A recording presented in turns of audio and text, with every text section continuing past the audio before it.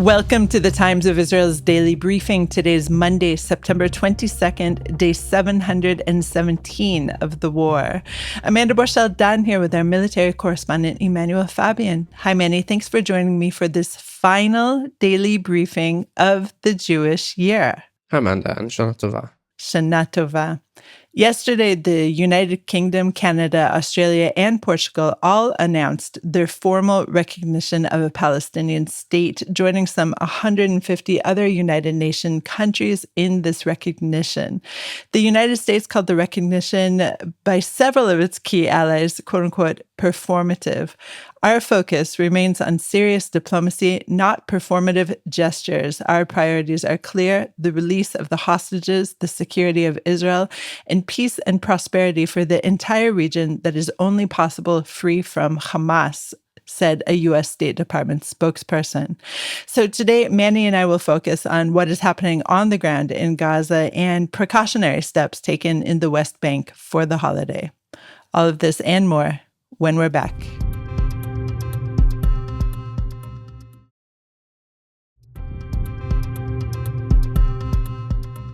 I'm Amanda Borschel-Dan here with our military correspondent, Emanuel Fabian. More than half of the estimated 1 million Palestinians residing in Gaza City have evacuated to the Strip south, the military said yesterday, as Israeli troops move deeper into the city amid an expanding offensive against Hamas in the area. Before the operation truly picks up, however, the people need to empty out. So let's start with that, Manny. Are certain neighborhoods completely emptying out, or is it more of a trickle effect through two corridors that people can leave on now? So there's only one corridor. We're back to when it was two for just a few days. The army opened up a second corridor, but that closed as planned. But from what I understand, there are certain neighborhoods, especially the ones close to where the army is operating, which have been completely emptied out of civilians. So the army is mainly pushing into the Sheikh Radwan area. It's in the sort of north of Gaza City. The army's been operating on the outskirts of that area for several weeks already, so by default, most of the civilians leaving Gaza City have been coming from those areas close to where the army is. But there are still many civilians in the areas that are deeper in the city and near the coast especially, where they have not yet left. There's still around 500,000, slightly less now, maybe 400,000, 450,000 civilians who are still in the area. But I think that And this is what a military official told me about a week ago, is that as the army progresses with the offensive, more and more civilians will leave. It's definitely, I would say, going slower than the army initially expected, because as we were told before the operation that the offensive would begin with 3 divisions, instead the army only sent in 2 and waited to send in the third about a week later, mainly because enough civilians hadn't evacuated yet. They couldn't yet send in these forces, and only once civilians were evacuated from those areas, the army was able to carry out strikes and enable the entry of this 3rd division into Gaza City. So what kind of fighting are we seeing in the areas where the IDF is operating? We're being told that many Hamas operatives have been killed so far. What is happening? So we're still not seeing direct close quarters combat in Gaza City. The army is taking a very slow, methodical approach to this, and this is not surprising. It's what it's done in other areas of Gaza as well. It tries to sort of soften up the area with airstrikes and artillery. It's also been sending in these remote-controlled old armored personnel carriers that are either laden with explosives or they drop explosives in the area. Drop is in literally, it's a package that comes out the back of it. And they send these in to basically detonate them near buildings where Hamas has placed booby traps to avoid having to send soldiers into those areas to try and disarm them.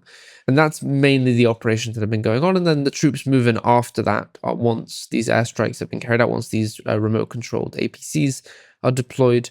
And we haven't really seen direct fighting yet. We have seen the army essentially direct drone strikes on Hamas operatives in the area. And there's been a few cases this week where the IDF said that it hit Hamas operatives who were preparing to carry out attacks on troops. They were gathered in a building somewhere. They were preparing to rig up explosives or something along those lines. And then an airstrike was carried out against them, and which killed them. I'm assuming we will see eventually more direct fighting, because there will be Hamas operatives who refuse to leave and evacuate with the civilians, like many of them already have. And they will engage in more direct fighting with troops, launching RPGs at tanks and setting off booby traps. Not anything we haven't seen already before in the war, but I think it will take time before we start seeing that sort of thing. And of course, the main threat to the soldiers in Gaza is these booby traps that Hamas deploys somewhere and leaves behind and forgets about for even sometimes several weeks. It's impossible to know in many cases when these booby traps were deployed, and the operatives could be long gone by the time it explodes on soldiers. While all of this is going on, we saw that 2 rockets were launched from the northern Gaza Strip at the southern Israeli port city of Ashdod yesterday. And this is very rare at this point. How is the army explaining this rare deployment of rockets? So really, from Gaza, we see, I think on average, maybe a rocket every 2 weeks at this point. It really is increasingly rare, and rocket fire with more than one projectile is also very rare. So 2 rockets were fired in this case. And long range, I mean, Ashdod is still in southern Israel, but it's definitely not a Gaza border community. And the reason is essentially the ground operation has removed most or the vast majority of Hamas's rocket firing capabilities. They can find sometimes a rocket hidden in some tunnel somewhere that the army didn't reach. The army is never going to get down to the very last rocket. And then, local operatives, not directed by any senior commanders or anything, they may find a rocket. They might not even have a launcher. They'll put together some sandbags to try and launch it. And they do so, and they're not particularly accurate. In this case, one was intercepted. The other one hit just an open field somewhere near Ashdod. And it's something that I think Israel will have to deal with for however long the war goes on, because Hamas still has rockets, not many, and definitely not many that can target central Israel. But they can find 1 or 2 here and there and try and launch them, and they're not going to be particularly successful with that. But it's a reality that I think we sort of need to just accept, that we're not going to get to the last rocket in Gaza. We're not going to get to the last Hamas terrorist in Gaza. It's still going to be a problem for many, many years. Defeating Hamas is technically militarily defeated, but of course you're not going to reach the last operative. IDF spokesperson Effie Defrin gave a press conference, and much of his remarks were addressing the humanitarian situation in the Gaza Strip. And I'm just going to read out some of his quotes right now. The IDF is continuing to enhance the humanitarian area and encourage residents to leave the combat zones. At Kerem Shalom crossing, thousands of tents and supplies are waiting right now for collection by the UN and international organizations. He also said that Hamas opened fire on a UN team this week and used stolen UN vehicles to block the construction of a new road for future aid trucks, as well as robbed 4 UNICEF aid trucks at gunpoint, depriving 2,700 infants of baby formula. So we've been seeing this kind of activity throughout the war. It's almost 2 years on. And I guess my question now, Manny, is that we're seeing that nothing is really working in order to get the humanitarian aid to the people. And I wonder if the IDF itself is considering the idea that it will have to be the delivering body of all of this humanitarian aid to the people. It's very much against that. And we've heard that publicly from senior army officials, by the chief of staff. They do not want to be the ones giving out aid to Palestinian civilians. They don't want to have to be there. The IDF chief has been very clear about this. They don't want to be the ones in charge of Gaza, in charge of civil affairs in Gaza. That's why the whole Gaza Humanitarian Foundation aid distribution point scheme was essentially invented, was to avoid that, with the army securing the outer envelope area and GHF giving out the aid. And to be honest, it has, I think, gotten better in recent weeks. We're seeing less and less these accusations of the IDF killing civilians at the aid sites or near the aid sites. It was definitely an issue in the beginning, where we saw dozens of people being reported killed each day near the aid sites. The IDF, of course, denying that they occurred at the aid sites, saying they were in the not nearby, but kilometers away. Sometimes people trying to head to the aid sites, etc. But the circumstances, it's not important, because the claims were out there, of course, and the international community, of course, was pressuring Israel to change the method. But I think now we are seeing less of those incidents. We are seeing the UN cooperating more. They're collecting more aid trucks and bringing them to the civilians. We're also seeing, you can see this on the site now, there was a story that just went up this morning by Nurit, our Palestinian affairs reporter, who reports on these anti-Hamas militias who are operating in areas of Gaza under Israeli backing, who are in civilian control of certain areas without Hamas, of course. And these are popping up in southern Gaza. There was reports of this also popping up in Gaza City. I'm not sure how reliable that report is, but it's a difficult situation for Israel. That Israel is trying as much as possible to try and get aid into Gaza, to try and get this humanitarian zone running in the Strip South. Hamas, of course, is trying to resist it, but in any way possible. And it may indeed lead to the army having to take full civil control of Gaza, but it's definitely not something it wants to do. Yeah, I will include a link to Nurit Yochanan's story in our program notes, so please check that out. Let's go to a short break.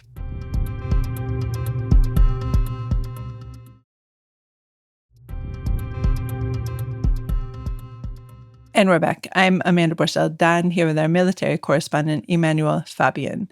The IDF said it would bolster its presence in the West Bank with 8 additional companies during the Jewish holiday season, meaning right now. And the additional companies will be deployed, or were deployed yesterday, and will remain in the West Bank until after the holidays in mid-October. So with the additional troops in place, the Judea and Samaria division will be staffed by the equivalent of 23 battalions. Okay, so let's put this into perspective. How many battalions, for example, are in the entire Gaza Strip right now?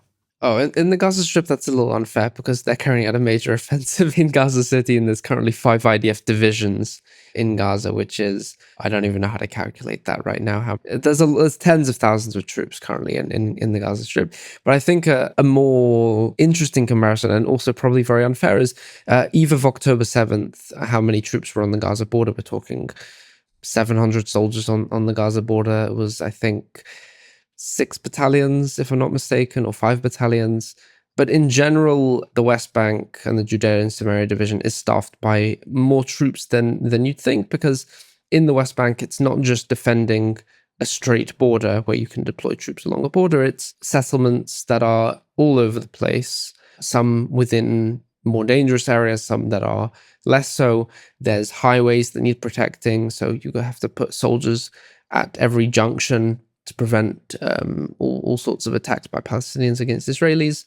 It's a lot more complicated to defend the West Bank. And then the army also needs to defend the West Bank barrier to prevent Palestinians from entering Israel. So normally, as I'm saying, maybe a decade ago, the West Bank was staffed by 13 battalions, but because of the waves of terror attacks that we saw in 2016 and another wave in 2020, 2021, 2022, it has fluctuated to sometimes it's 20, sometimes it's 24, even 25, I think was the height. So right now it's around 23 battalions. It's a lot of forces. Many of them are also reservists, and they are being deployed at the junctions and on the highways and outside Israeli communities and settlements in the West Bank and along the border barrier. And all of this is also in addition to the IDF's new Eastern Division, known as the Gilad Division, or the 96th Division, which is deployed along the Jordan border, recently established during the Iran war. They sort of put it together and actually deployed them for the first time. And they are responsible for defending against anything coming from the east, from Jordan. And similarly, the attack at Allenby Crossing this week was under their responsibility, not under the Judea and Samaria Division. So there is definitely a lot more forces in the West Bank and the Jordan Valley now than there was previously, but this is normal for the holiday season. The army, and interestingly, the Central Command Chief Avi Belus said last night at a ceremony that he sees that there's sort of a potential for escalation during the holidays in the West Bank. Not just because of the holidays, but also he cited political declarations like the, apparently I'm saying, referring to the recognition of a Palestinian state by Western nations, and also Israeli leaders considering annexing the West Bank in response. He also cited the olive harvest in the West Bank. That's normally a time where there are clashes between Israelis and Palestinians. Terror attacks being directed from abroad, all sorts of things. He said it was converging into a potential that the West Bank can boil over. But in any case, aside from these recent deadly attacks, we have seen that the West Bank has been, I would say, relatively quiet front in this multi-front war. As you said, every holiday season, there's a higher alert in the West Bank. And I guess the question is always, where are these soldiers being diverted from? Meaning, is there a special call-up for the holiday season to protect the, let's say how it's seen in the international eyes, the evil settlers who are, taking our soldiers away from protecting citizens who are living in the rightful state of Israel? Is it this kind of situation, or where are these soldiers coming from? So as far as I understand, the 8 companies that were just deployed there, some of them might be reservists, but from what I understand is that some are actually soldiers who are in training. So soldiers who are in advanced stages of their training, they can already do guarding duty and other activity. So they basically take them out their course for a few weeks during the holiday season and deploy them to guard a junction or to guard the entrance to a settlement. That is normally the case when they bring out these additional companies. There are also reserve forces as well, because at least right now there are 130,000-ish reservists called up, but most of them aren't in the Gaza City offensive. Most of them are either in the West Bank or in the north or in Syria, carrying out defensive operations on those fronts. Okay, let's turn to Lebanon. An Israeli drone strike killed 5 people, including a father and his 3 children, in the southern Lebanese town of Bint Jibril yesterday. The U.S. State Department said this morning that the 5 people killed were not American citizens, which contradicts an earlier statement by a Lebanese parliament speaker. But the IDF did confirm carrying out the strike, saying it had targeted and killed an operative of the Hezbollah terror group. What do you know about this strike, Manny? So the army is investigating this case. What we understand, at least from Lebanese media, is that this drone strike targeted a motorcycle, and next to it, another car was also hit by a second missile. And the motorcycle was the target. It was a Hezbollah operative who was driving in the area. And in the car, this family was killed. The father and his 3 children were killed, and the mother was wounded.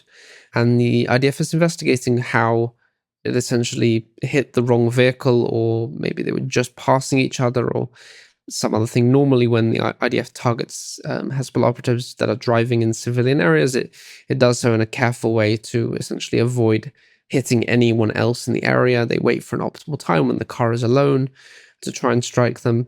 So there's an investigation that's been launched into this case, and it's the army has also expressed regret for the unintentional harm to civilians. It's definitely rare for the IDF to be hitting or causing harm to civilians in South Lebanon. Hundreds of airstrikes have been carried out in Lebanon since the November 2024 ceasefire. More than 300 Hezbollah operatives have been killed since then. And there have been few reports of civilians also being harmed in these strikes. They're normally very direct. So we'll see an investigation. We've already seen an apology, and I'm sure the army will provide answers to what happened in this case once it manages to investigate. Manny, thank you so much for joining me today on this final daily briefing of this Jewish year. And I wish you and all of your family Shana Tova. Shana Tova. Shana Tova also to our Daily Briefing listeners. Thank you so much for listening to this Daily Briefing, which was produced by Ben Wallach. If you have any questions or comments about this or any other episode, please drop us an email to podcast@timesofisrael.com. Until tomorrow, Shalom.